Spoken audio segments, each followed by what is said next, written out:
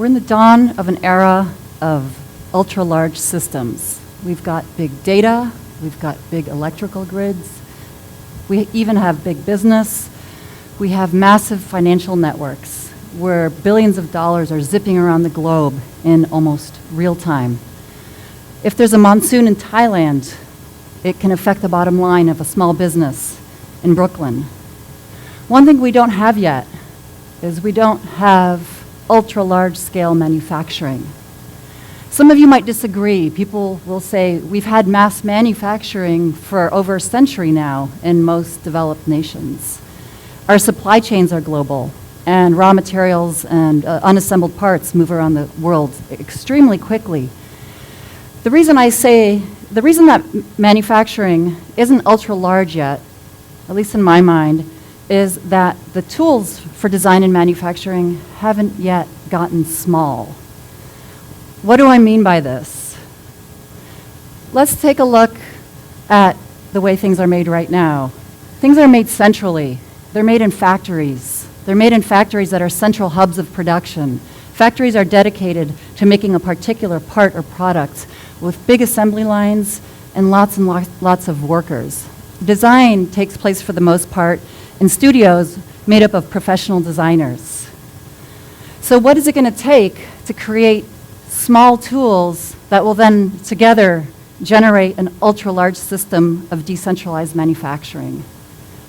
Okay, how about cell phones? In the old days, some of you might be too young to even remember this, we had phone booths.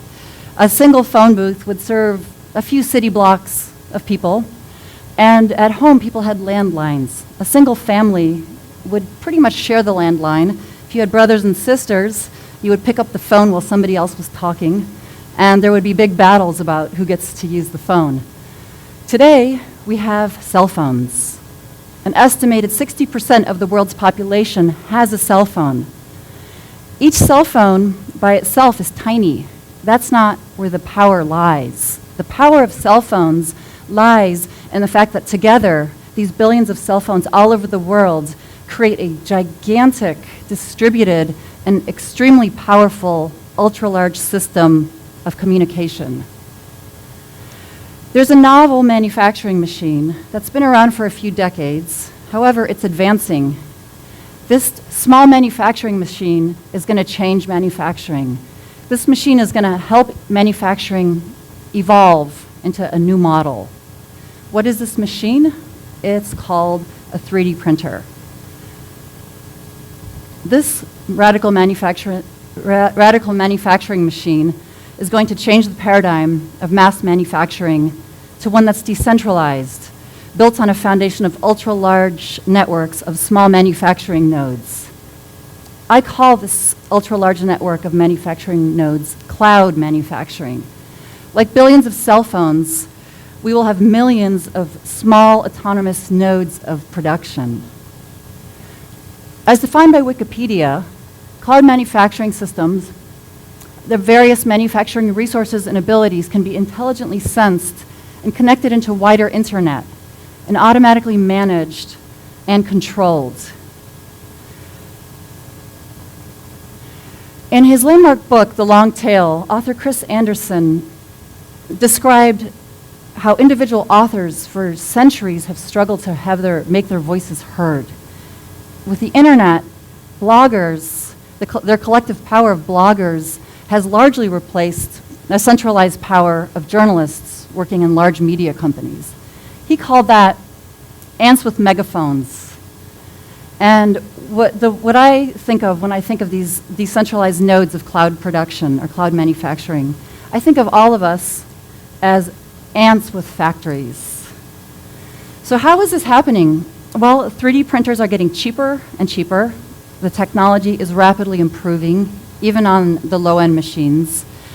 And the design software and computing power together are enabling people to design and fabricate things in small batches, in radical new shapes and sizes, and new ways. 3D printers are moving from large firms that could once afford them into small businesses, schools. Here's some students at a pilot program called Fab at School in Virginia. And they're even moving into people's homes. So what exactly is a 3D printer? Many of you have probably heard of this technology already, but in a nutshell, it's a machine that, like an old school paper printer, deposits some kind of raw material. However, rather than putting ink on paper, it deposits raw material, or some models solidify raw material in layers. It's guided by a design file on a computer, and slowly these layers build up into a three-dimensional object. You can print in plastic. These are some radical shoes from the London College of Fashion, and they're not just good looking. Their sole is actually optimized. It's a computer-generated algorithm. It's a lattice that is optimized based on orthopedic software to give the wearer the maximum weight-bearing capacity and the ultimate durability. You can 3D print in plastic. Aerospace manufacturers are actually printing a lot of end-use airplane parts. This one is a particular widget that is actually optimized for weight. It's significantly lighter, the one in the front, and it was designed by a computer and 3D printed in metal. You can print in concrete. This is called a Wonder Bench. It is researchers at the University of Loughborough who printed this beautiful curving bench that has inner channels, air pockets and stuff that somehow present some optimized performance. I'm not sure exactly what that constitutes in a bench. You can print food. A lot of people are experimenting with shortbread cookies, chocolate, scallop paste that you can then drop into a deep fryer and have delicious snacks. And there's more and more printing in biological materials, living cells, dirt, and so on. You can print things that are tiny. This is made at the University of Vienna. It's a micron scale race car prototype. You can print gigantic structures. This is an Italian architect who prints very hard sandstone that feels like marble, and structures that are several meters wide and large enough to actually walk around in. So what is the promise of these new technologies? Like any innovative technology, there's great things about it. And people have sold this as a sort of a wonder drug of production, if you will. And it is true, a single printer can read a design file, and it makes what the design file tells it. So it's not like an old-fashioned machine that can only make one thing. So a single printer can fabricate all kinds of different parts. 3D printing, many people believe, is actually very clean because the print nozzle, or print head, so to speak, actually only makes what's needed, unlike old-style manufacturing where things are carved away and end up on the factory floor. People call it green for the same reason. The machines are small. They don't consume a whole lot of power and resources. Some people believe it's faster than their large-scale cousins in factories, where the machine will take, or the belief is that it takes much longer to actually fabricate something. There is also, however, the capacity to make new geometries, and the unique fabrication process enables us to make things that have internal hollows, oddly shaped channels, and things like that. So those are called new types of geometries. And there's actually less assembly required because 3D printers can fabricate interlocked parts, which is very unusual, very novel. And the more interlocked parts you can make in a single print job, the less assembly that you have to do later on. This is actually a real airplane duct that next time you fly, if you look up over your head and you think of that little thing that you turn, this can be made in a single part now on a 3D printer. And of course, there's the peril. What is the dark side of this innovative technology? What is the dark side of cloud manufacturing? Okay, well first, it's actually not that clean. If you print in plastic, you have to print what's called support material to make sure the thing you're printing doesn't just collapse under its own weight while it hasn't yet dried. Most printing these days, especially on the low-end consumer printing, is in plastic. So our planet is already consuming more plastic each year than the year before, and our landfills and oceans are already choked with plastic. And 3D printers, per kilogram of raw polymer, a 3D printer actually burns up 20 times as much electricity as an old-style injection molding machine that people view as extraordinarily greedy, energy-wise.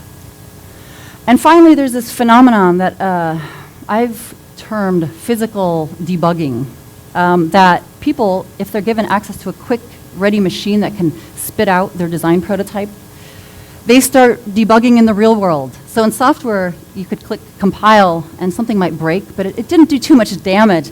This is actually a real situation where somebody overnight was debugging a design. In the morning, the trash can was full of these iterations. They're all plastic, they're all garbage, they're all flawed, and then they have to end up being thrown away. So this is another sort of exuberant mode of production. So given all this, what is it about 3D printing that is going to be so radical? How can this be that this small machine that's currently has some fairly limited capacities is going to actually generate this new model of manufacturing, this ultra-large manufacturing made up of these small nodes of production? The secret lies in the fact that it's decentralized. The decentralized nodes are what create the ultra-large models. So this is a hypothetical model someday. It'll be the future of manufacturing. Each node alone by itself will be small, but their combined power is going to be greater than the sum of their parts. So like ants with factories, manufacturing nodes are going to form when they combine into ultra-large manufacturing networks.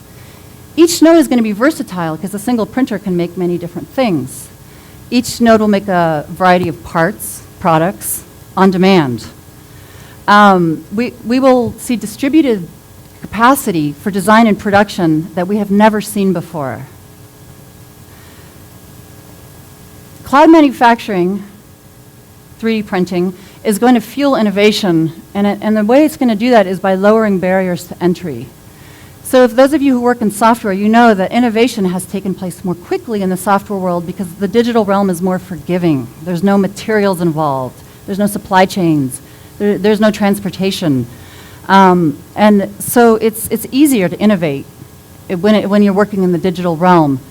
And that has created physical innovation, particularly in manufacturing, where it's high risk, high cost, that has really slowed down the process of innovation and made it harder to be playful in the world of physical things. And cloud manufacturing is going to help change all that. Here are two future scenarios. One, you need 10,000 identical toothbrushes by tomorrow. You place your order on to the cloud, and the request goes out into all the different decentralized nodes of production.